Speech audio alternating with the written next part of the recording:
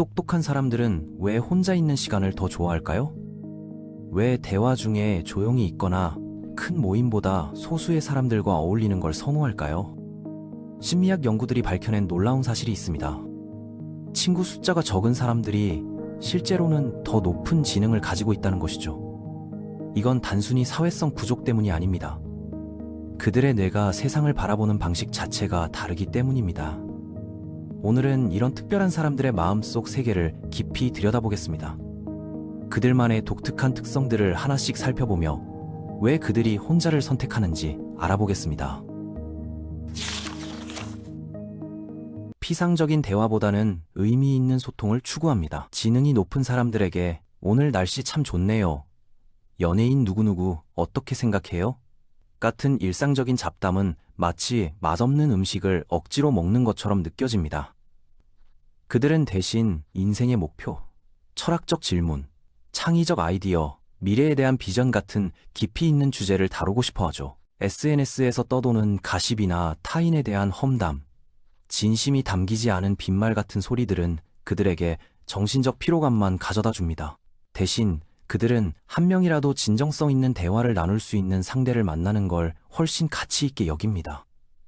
10명과 2시간 동안 의미 없는 수다를 떨기보다는 한 사람과 서로의 깊은 생각을 나누는 시간을 더 소중하게 생각하는 것이죠.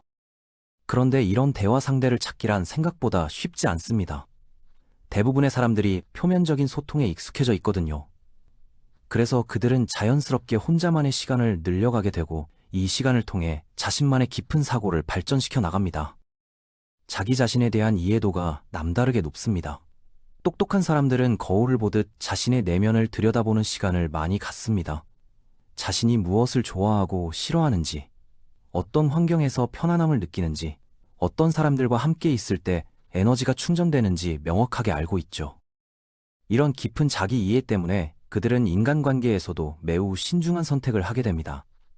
자신의 에너지를 어디에 투자할지 분명한 기준이 있거든요. 만약 누군가가 겉과 속이 다르거나 자신을 정신적으로 지치게 만든다고 느끼면 그들은 조용히 거리를 두기 시작합니다.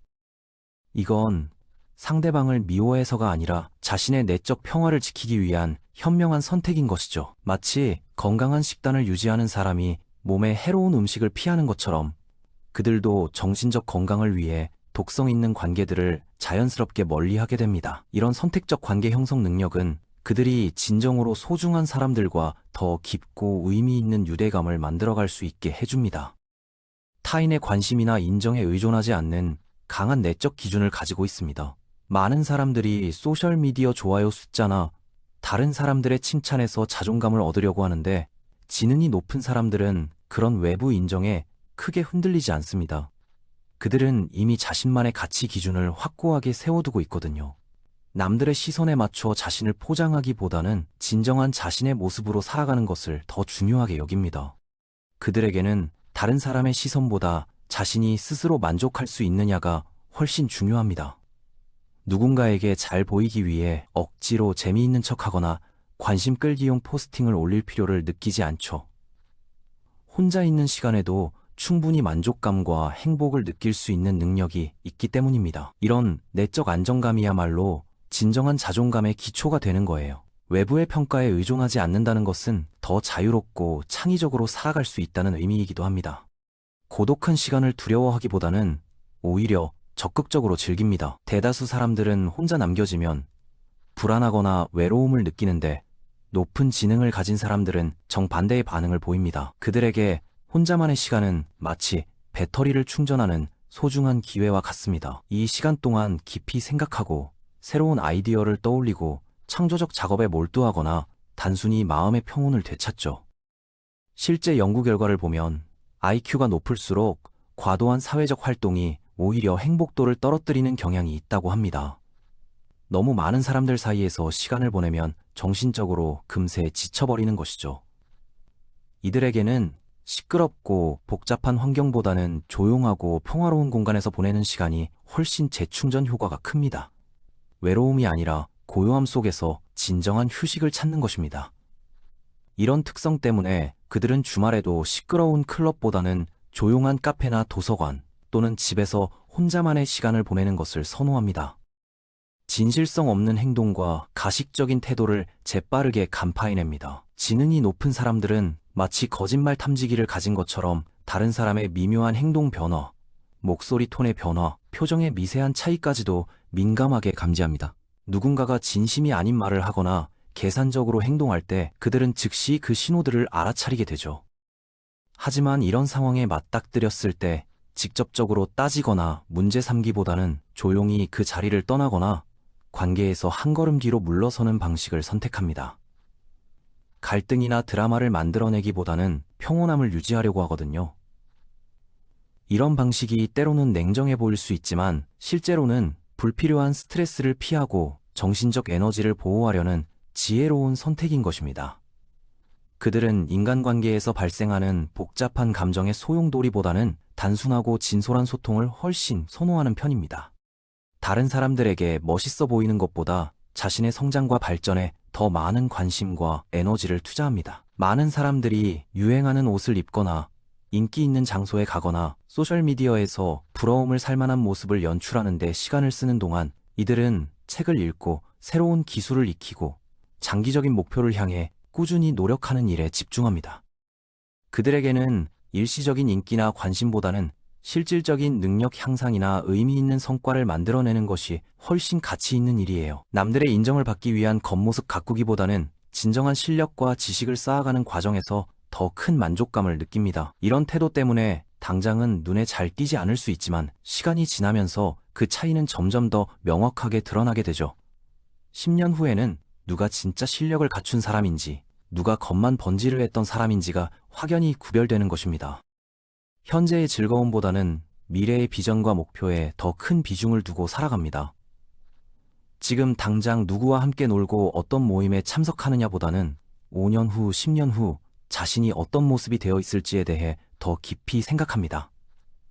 이런 장기적인 관점 때문에 때로는 또래들과 다른 선택을 하게 되고 그 결과 혼자 있는 시간이 많아지기도 하죠. 하지만 이런 미래지향적 사고방식이야말로 그들이 결국 대부분의 사람들이 이루지 못하는 성과들을 달성할 수 있게 해주는 원동력이 됩니다. 당장의 재미나 인기보다는 자신만의 길을 꾸준히 걸어가는 것, 그것이 그들의 철학인 것이에요. 물론 이런 라이프 스타일이 때로는 외로워 보일 수 있지만 그들 스스로는 매우 만족스러워합니다. 미래에 대한 명확한 비전이 있기 때문에 현재의 작은 희생들도 기꺼이 감수할 수 있는 것이죠. 감정을 깊이 느끼면서도 동시에 명확한 경계선을 유지하는 능력이 뛰어납니다. 높은 지능을 가진 사람들은 오히려 공감 능력이 남다르게 발달되어 있는 경우가 많습니다. 다른 사람의 감정 상태를 민감하게 읽어내고 상대방의 입장에서 생각해보는 능력이 뛰어나죠. 그렇기 때문에 강한 감정들을 자주 경험하게 됩니다. 그런데 동시에 그들은 자신을 보호할 줄도 아는 현명함을 가지고 있습니다. 부정적인 에너지나 질투심, 거짓된 태도를 감지하면 상대방과 적절한 거리를 두면서 자신의 감정적 안정을 지켜냅니다. 이건 무관심해서가 아니라 정신적 건강을 위한 필수적인 선택이에요. 마치 면역 체계가 해로운 바이러스를 차단하듯 그들도 독성 있는 관계로부터 자신을 보호하는 것입니다. 이런 능력 덕분에 그들은 감정적으로 안정된 상태를 유지하면서도 진정으로 소중한 사람들과는 더 깊은 감정적 유대를 형성할 수 있게 됩니다. 말하기보다는 관찰하고 분석하는 시간을 더 많이 갖습니다. 모임이나 대화 상황에서 가장 목소리가 큰 사람이 되기보다는 조용히 지켜보면서 사람들의 행동 패턴이나 대화의 흐름을 파악하는 걸 선호합니다. 다른 사람들이 무엇을 말하고 무엇을 말하지 않는지, 어떤 표정을 짓고 어떤 몸짓을 하는지 세심하게 관찰하죠. 이런 관찰을 통해 그들은 상황을 더 깊이 이해하고 사람들의 진짜 의도나 감정을 파악하게 됩니다. 성급하게 자신의 의견을 내세우기보다는 충분히 상황을 파악한 후에 신중하게 말하는 편이에요. 이 때문에 때로는 조용하거나 소극적으로 보일 수 있지만 실제로는 매우 활발한 정신적 활동을 하고 있는 것입니다. 그들의 머릿속에서는 끊임없이 정보를 수집하고 분석하고 종합하는 과정이 일어나고 있거든요. 그래서 대화에 참여할 때도 남들보다 훨씬 깊이 있고 통찰력 있는 의견을 제시할 수 있는 것입니다. 성장 속도가 빨라서 기존 관계들을 자연스럽게 넘어서게 됩니다. 지능이 높은 사람들은 정신적으로나 감정적으로 빠른 속도로 발전해 나갑니다. 새로운 것을 배우고 익히는 속도가 빠르고 자기 성찰을 통해 계속해서 변화하고 성장하죠. 그런데 문제는 모든 사람이 같은 속도로 성장하는 게 아니라는 점입니다. 어느 순간 기존에 함께했던 친구들과는 대화가 통하지 않거나 관심사가 달라지거나 추구하는 가치관에 차이가 생기게 됩니다. 이럴 때 그들은 관계를 억지로 유지하려고 애쓰기보다는 자연스럽게 새로운 단계로 나아가는 걸 선택합니다. 이게 냉정해 보일 수 있지만 실제로는 자신과 상대방 모두를 위한 현실적인 판단인 경우가 많아요. 성장이 멈춘 관계에 머물러 있는 것보다는 혼자라도 계속 발전해 나가는 걸 더 중요하게 여기거든요. 그들에게는 정체되어 있는 안전함보다 성장하는 고독이 훨씬 매력적으로 느껴지는 것입니다. 완벽주의 성향이 강해서 중간 정도의 관계를 만족스러워하지 못합니다. 그들은 어떤 일이든 깊이 파고들어서 본질을 이해하려고 하고 인간관계에서도 마찬가지 접근을 합니다. 표면적인 친분이나 그저 그런 사이로는 만족할 수 없고 진정한 이해와 공감, 깊은 소통이 있는 관계만을 진짜 관계로 여기는 경향이 있죠. 이런 높은 기준 때문에 많은 사람들과 어울릴 수는 있어도 진정으로 가깝다고 느끼는 사람의 수는 자연스럽게 적어지게 됩니다. 하지만 그들이 만드는 관계들은 대부분 매우 의미 있고 오래 지속되는 특징을 보입니다. 시간과 에너지를 더 가치 있는 곳에 집중하고 싶어 합니다.